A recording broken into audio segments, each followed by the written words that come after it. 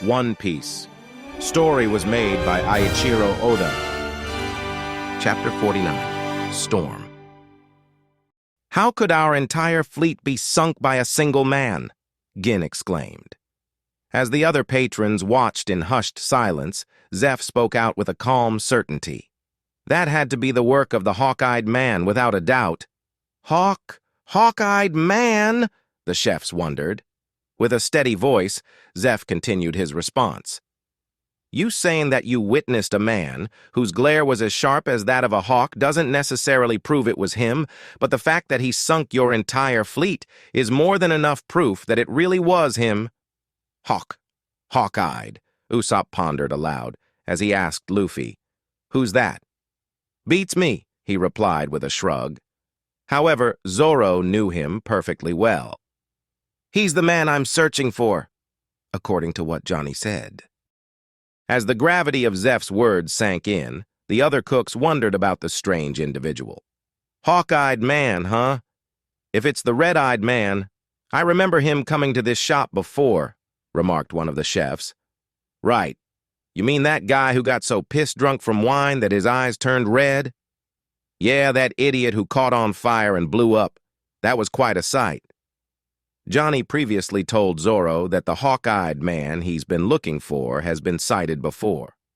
Recalling this moment, Zoro scowled. That fool must have muddled his information.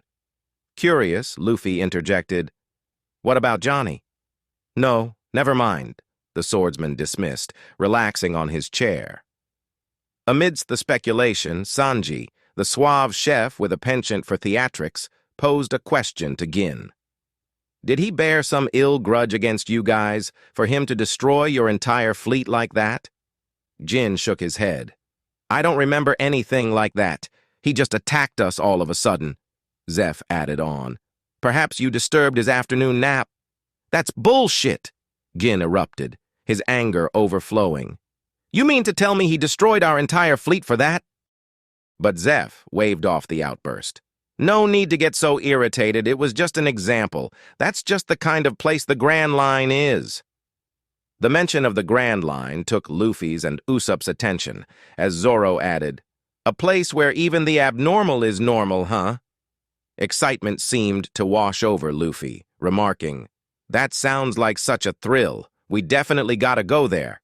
Could you at least try to think of the danger? Usopp tried to reason with him. Yet, despite the warning, Zoro couldn't help but feel drawn to the allure of the Grand Line.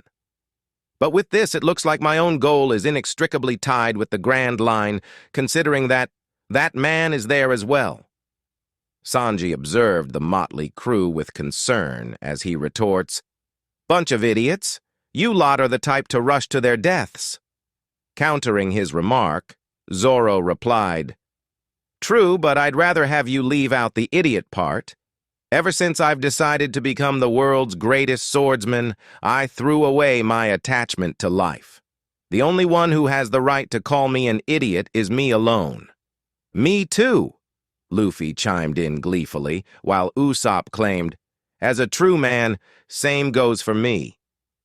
Bonking Usopp with the back of his sword, Zoro called him a liar, as Sanji scoffed the notion, what a load of crap. Zeph couldn't help but smile for a brief moment.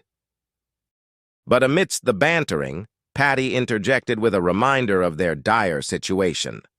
Hey, retards! Haven't you realized the situation we're in right now? He bellowed, holding his large fork. The gigantic galleon that's parked right in front of our restaurant belongs to the pirate fleet. Admiral Don Krieg, the ship of the strongest pirate in all of the East Blue. You got that? So you can continue your little conversation after we've gotten ourselves out of this mess. Meanwhile, on the large galleon of Don Krieg's battleship, the Admiral's crew ate the large quantity of food in haste. Don Krieg's crew recovers thanks to Zeph's food offering, as their stomachs became full.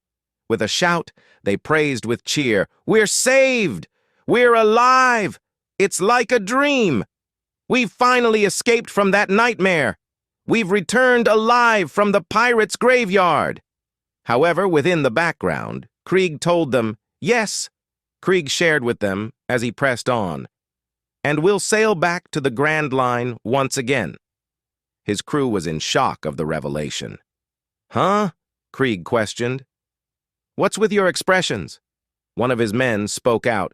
"We're going back there?"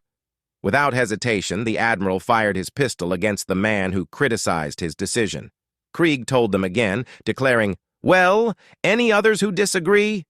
The crew quickly changes their mind and shouted, "No! No, sir! All hail Don Krieg!" Walking in his golden armor, he then explains, "First, we'll abandon this battered old ship that might sink at any moment and take over that floating restaurant. Your enemies are just a bunch of measly cooks. This should be a piece of cake." Readying themselves, the chefs told everyone, "I can hear them coming. Brace yourself, the ship is our restaurant. Move it, your damn cooks." When Krieg's men attack the restaurant, their large galleon is suddenly cut in half. Everyone's jaw dropped in surprise as Don Krieg shouted in alarm, "What was that just now?" With the gigantic ship leaning from the destruction, the admiral's crew rebounded against the ship, collapsing as the ship began to capsize itself. "Don Krieg! Our ship!" his crew members bellowed. "Our ship's been cut!" However, he refuses to believe it himself. "Cut? The hell do you mean cut? How can a huge galleon like this be cut? That's impossible!" Worried for his companions, Zoro said to Luffy and Usopp, "Crap! Our ship was outside too, with Nami, Yosaku, and Johnny still inside." Luffy ran in great speed, as Usopp added, "It might be too late already." "Raise the anchor!" Zeph commanded to his co-workers, as he continued, "Or this ship's gonna get dragged under." "Yes, sir," they followed. When Luffy, Zoro, and Usopp headed to where they left the Going Merry, they found Johnny and Yosaku almost drowning without a ship, as the waves constantly crashed over each other dangerously. They swam for dear life as they shouted, "Bro! Brother Zoro!" Outside of the floating restaurant, they leaned over the banister and said, "Yosaku! Johnny! You all right? The ship! Where's our ship? What happened to Nami?" The bounty hunters told them the abominable truth. "About that, we're sorry, bro. She's not here anymore." With her sly tongue, Nami told the bounty hunters that she will see them soon, and to tell the others that if they were truly linked by fate, she will meet them again. Holding their act together, Yosaku and Johnny remarked, "Sister Nami took the treasure and sailed away." "What?" The three pirates were completely in shock. At the same time, Zeph looked over and noticed the shadow of a man on a small boat drifting towards them slowly. That man is